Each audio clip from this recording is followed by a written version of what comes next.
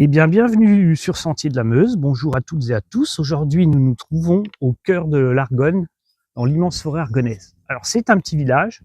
On ne vous le dit pas tout de suite quel est ce village, mais on vous fait déjà découvrir une de ses églises. Cette église, c'est l'église de la Nativité de la Bienheureuse Vierge Marie. L'église actuelle a été bâtie entre 1827 et 1828. C'est assez rapide, il faut le noter. Son architecture est d'inspiration très classique, assez dépouillée, sans trop d'ornementation, ni de sculpture. De même que son intérieur, ça n'a pas toujours été le cas. Cela est dû à des travaux réalisés en 1959 par l'abbé, qui a voulu dépouiller et apurer ce style, fini le style Saint-Sulpicien, toutes ces sculptures et ornementations.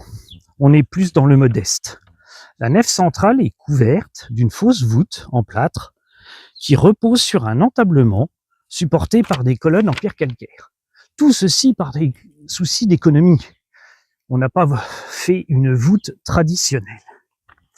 Et ceci expliquera cela. Le gros œuvre est édifié en gaise, une roche locale, mais assez fragile.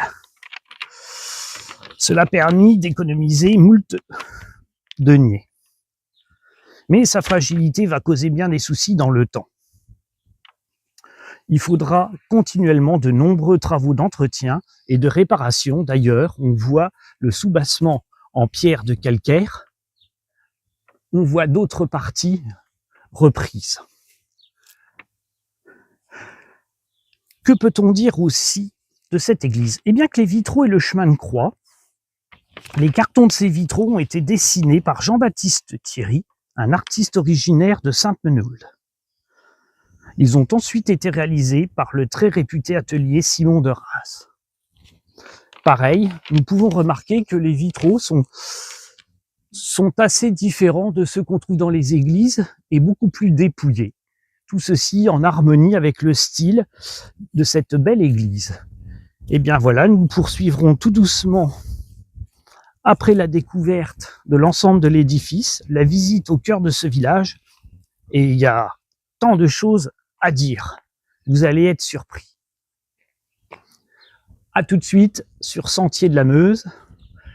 Je vous laisse admirer le clocher,